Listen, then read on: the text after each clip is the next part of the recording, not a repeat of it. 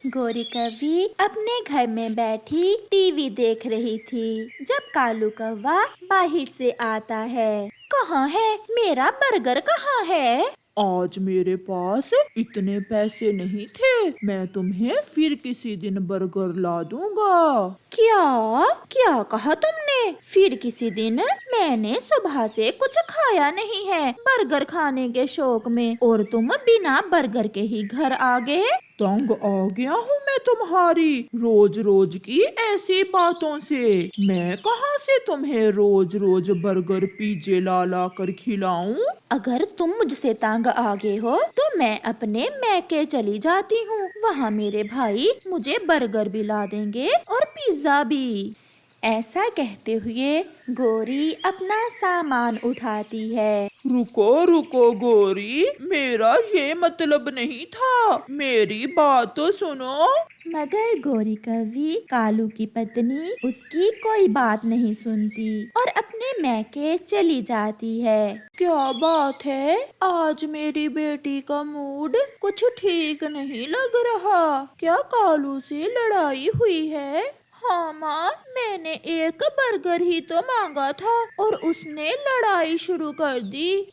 उसे तो तुम्हारे भाई देख लेंगे और मैं अपनी बेटी के लिए बर्गर लेकर आती हूँ। फिर गोरी कौवी की माँ गोरी के लिए बर्गर लेने चली जाती है। कालू कौवा चिड़िया और कबूतर के पास जाता है। मेरी पत्नी फिर मुझसे नाराज होकर मैके चली गई है, आप मेरे साथ चलें उसे लेने।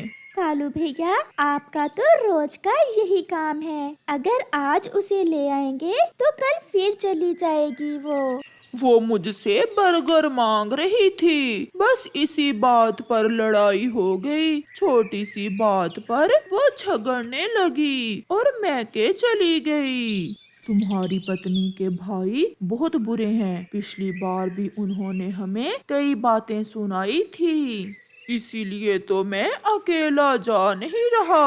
आप प्लीज मेरे साथ चलें। फिर चिड़िया और कबूतर गोरी कौवी के साथ जाते हैं। गोरी अपनी माँ के घर में बैठी मजे मजे से बर्गर खा रही थी जब चिड़िया, कबूतर और गोरी का पति वहाँ जाते हैं। देख लो बुड्ढे, मेरी माँ ने मुझे बर्गर ला दिया है। इसी बर्गर के लिए तुम मुझसे तंग थे ना?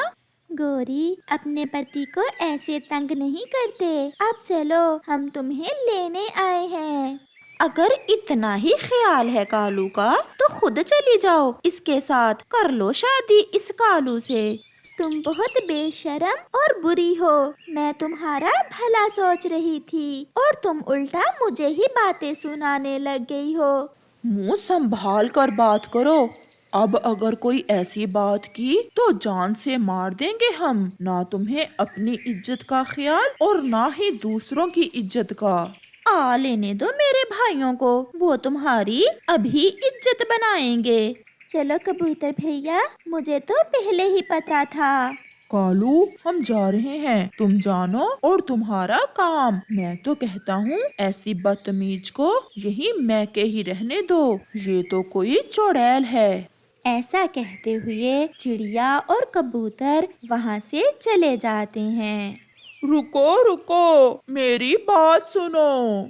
मगर चिड़िया और कबूतर वहाँ से चले जाते हैं। गोरी की माँ भी आ जाती है। अगर मेरी बेटी को बर्गर नहीं लेकर दे सकते थे तो क्यों शादी की थी मेरी बेटी से? माँ जी, मैं रोज तो इसे बर्गर ला कर देता हूँ, कभी कभी पैसे नहीं होते मेरे पास, कल पैसे नहीं थे। माँ, मैं नहीं जाऊंगी इसके साथ। इसे कहें यहाँ से चला जाए। और इसके दोस्त देखा कैसे मेरी बेइज्जती करके गए हैं। जो बात तुमने चिड़िया से की वो कोई करने वाली बात थी, बेइज्जती तो तुमने उन दोनों की है।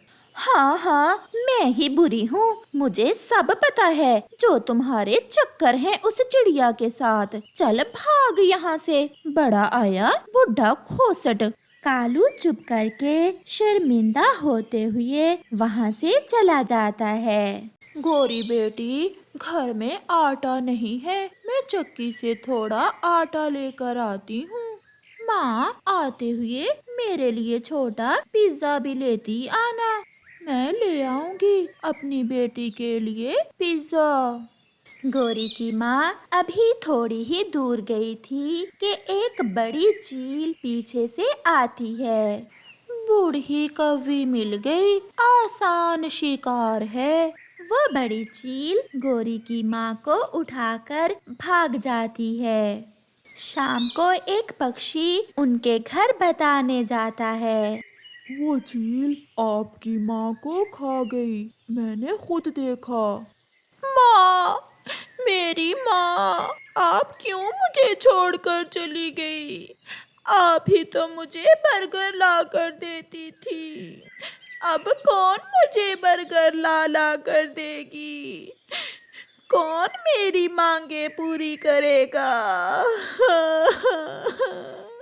गोरी बैठी ऐसे रोती है। थोड़ी देर बाद गोरी का भाई जब घर आता है तो उसके साथ एक कौवी भी थी। भाई, माँ मर गई, माँ को चील खा गई। क्या? ये तुम क्या कह रही हो गोरी? हाँ भैया, माँ चक्की से आटा लेने गई थी। ये कौन है भतीजी? ये मेरी बहन है। आप तो कहते थे कि आपकी बहन अपने घर में रहती है। अभी कुछ दिन पहले ही आई है। माँ मर गई और तुमने शादी कर ली। भाई, ये तुमने क्या किया? मैं माँ को बता कर ही गया था शादी करने। फिर कुछ दिन तो गोरी के भाई की पत्नी अपनी नंद से ठीक रहती है, मगर फिर एक दिन गोरी की अपनी भाभी से लड़ाई हो जाती है और उसकी भाभी उसे अपने घर से निकाल देती है। मेरी माँ जिंदा होती तो तुम्हें बताती। दरवाजा खोलो, मुझे अंदर आने दो। अपने पति के पास जाओ, जो घर है तुम्हारा, ये घर मेरा है। रात होने को थी। गोरी बैठी सोचों में गुम थी कि अब वो कहाँ जाए। फिर वो उड़ती है और सीधी चिड़िया के पास जाती है और उसे जाकर सारी बात बताती है। अब पता चला तुम्हें कि अपना घर ही अपना होता है। चिड़िया, मुझे माफ कर दें और मुझे कालू के पास छोड़ आएं। अगर मैं अकेली गई तो कालू मुझे घर में नहीं आने देगा। फिर चिड़िया गोरी कौवी के साथ जाती है। अगर यहाँ रहना है तो मेरी मानना होगी, नहीं तो जाओ अपने भाई के पास।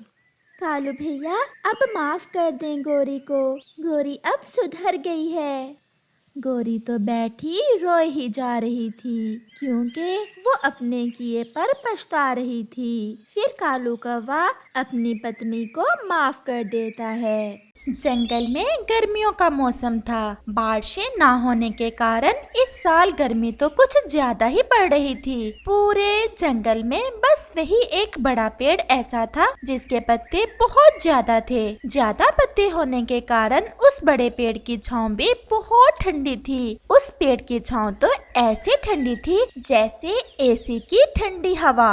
गोरी कौवे और कालू कौवा उस बड़े पेड़ पर अपने घोंसले में अपने एक बेटे के साथ रहते थे जिसका नाम जग्गू कौवा था। वो कौवे उस पेड़ पर अकेले ही रहते थे। वो किसी और पक्षी को उस पेड़ पर अपना घोंसला ना बनाने देते थे। जो भी पक्षी आता वो उसे भगा देते थे। कालू जी, अब गर्मी बढ़ गई है, अब तरह तरह के पक्षी आएंगे हमारे पास इस पेड़ पर घोंसला बनाने के लिए, परंतु हमने किसी को भी यहाँ टिकने नहीं देना। जो भी आए उसे भगा देना है।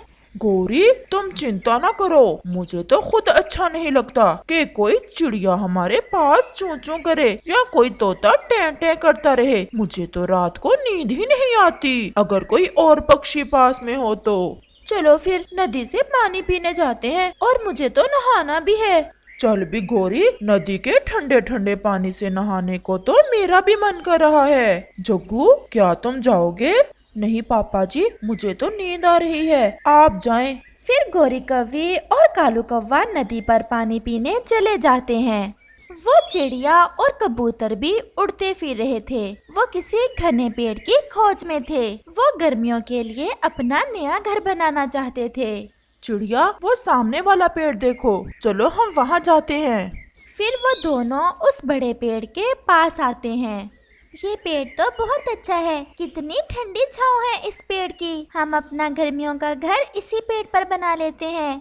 यहाँ से नदी भी ज्यादा दूर नहीं है, हमें पानी भी आसानी से मिल जाएगा। कौवे और कौवी का बेटा जग्गू अपने घोंसले में बैठा चिड़िया और कबूतर की बातें सुन रहा था। मम्मा पापा के पालन पोषण का असर संतान पर तो होता ही है। वो था तो छोटा, परंतु उसने हमेशा बुरी बातें ही अपने मम्मा पापा से सुनी थी, इसलिए वो भी एक झूठा और बुरा कौवा ही था। चिड़िया और कबूतर, क्या सोच रहे हो? अगर इस पेड़ पर घोंसला बनाना चाहते हो तो पिटोगे तुम दोनों मेरी मम्मा पापा से। छोटे कौवे बेटा, आप तो अभी बहुत छोटे हो, बड़ों को नाम लेकर नहीं पुकारते बेटा। जब आपके मम्मा पापा आएंगे तो हम उनसे बात भी कर लेंगे, आप चिंता ना करें छोटे कौवे। चिड़िया, आप यहीं बैठें, मैं सूखे तिनके और लकड़ियाँ लाता हूँ और आप उन्हें अच्छे से लगाकर घोंसला बनाना शुरू करना और मैं बाकी का सामान भी ले आऊँगा। कबूतर भैया आप जाएं और घास ले आएं। फिर ऐसे कबूतर घास लेने चला जाता है। वो सूखा घास अपनी चोंच में लेकर और कुछ लकड़ियाँ भी लेकर वापस आता है।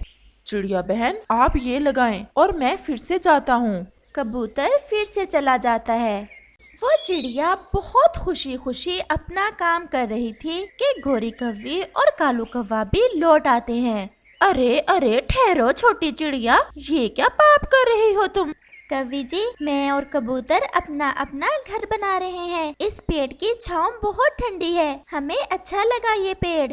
क्या तुम्हें हमारे बेटे ने नहीं बताया था कि ना लाओ यहाँ घास? भागो यहाँ से, बड़ी आई घोंसला बनाने वाली। ये पेड़ कई बरसों से हमारा है और हम इस पेड़ पर किसी और को घोंसला बनाने की अनुमति नहीं देते।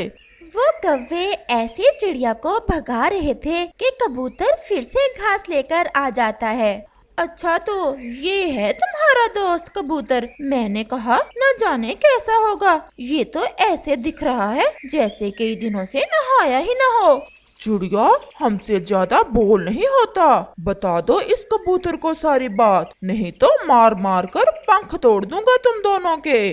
चिड़िया, ये कैसे बोल रहे हैं कौवे, आखिर हुआ क्या है? कबूतर भैया, हुआ तो कुछ भी नहीं। ये कौवे नहीं चाहते कि कोई और पक्षी इस पेड़ पर अपना घर बनाए। देखो कौवे और कौवी, हम अच्छे पक्षी हैं और हम तुम्हारे अच्छे पड़ोसी बनकर रहेंगे। इतना बड़ा पेड़ है, तुम्हारा क्या जाता है? बना लेने दो हमें भी यहाँ अपना घर। मिलजुल कर रहने में ही हमारी बेहतरी है और पड़ोसी दुख सुख में एक दूसरे का साथ भी देते हैं। एक बार कहा ना, भाग जाओ, अगर अब ज्यादा चूचूंगी तो छोड़ेंगे नहीं। चलो कबूतर भैया, ये कौवा और कौवी तो समझने वाले नहीं, हम उस साथ वाले पेड़ पर जाते हैं। फिर वो थोड़ा दूर साथ वाले पेड़ पर जाकर बैठ जाते हैं। चिड़िया, यहाँ तो धूप है और इस पेड़ के पत्ते भी तो ज्यादा घने नहीं है। कबूतर भैया, दोपहर को जब ज्यादा धूप होगी तो हम नदी के पास ठंडी छांव में चले जाया करेंगे। जगह ठीक है, सुरक्षित भी है, हम यहीं अपना घर बना लेते हैं। और फिर वो दोनों वहाँ अपना घोंसला बनाना शुरू करते हैं। ऐसे ही शाम हो जाती है। चिड़िया और कबूतर भी अपना नया घोंसला बना लेते हैं। कबूतर भैया, चलो अब हम नदी से पानी पी आए और रात के लिए खाने को भी कुछ ले आए। फिर ऐसे चिड़िया और कबूतर नदी की दिशा में चले जाते हैं। बड़े आए हमारे पड़ोसी बनने, अब जैसे जैसे गर्मी आएगी इन जैसे कई आएंगे हमारे पड़ोसी बनने, हमें नहीं जरूरत किसी भी पड़ोसी की। कबूतर, बहुत जालिम है वो कौवा और कौवी। चिड़िया, मैं तो चुप कर गया कि लड़ाई करने में कोई फायदा नहीं। ऐसा नहीं है कि मैं उनसे डर गया था। हमें लड़ना भी नहीं उनसे। गर्मियों के 2-4 दिन गुजार कर हम तो वापस अपने पुराने घरों में लौट जाएंगे। चलो चिड़िया, अब रात भी होने वाली है। फिर चिड़िया और कबूतर नदी से उड़ते हैं। कालू जी, क्यों ना हम मेरे मैके वाले जंगल जाएं? माँ के घर के पास में बड़ा पेड़ है आम का, जिसके आम बहुत मीठे होते हैं। आम आम तो खाने को मेरा भी बहुत मन कर रहा है। मम्मा मम्मा, मैं भी जाऊंगा साथ। नहीं जग्गू बेटा, आपको अभी अच्छे से उड़ना नहीं आता। जब अगली बार जाएंगे तो फिर अपने जग्गू को लेकर जाएंगे साथ। तो फिर मेरे लिए नानी अम्मा के जंगल से आम लाना ना भूल जाना। आम तो हम ले ही आएंगे अपने जग्गू के लिए। रात भी गहरी हो जाती है और वो सब सो जाते हैं। थोड़ा दूर चिड़िया और कबूतर भी अपने नए घर में सो रहे थे। दूसरे रोज जैसे ही सुबह होती है, कालू और गोरी दूसरे जंगल जाने की तैयारी करते हैं।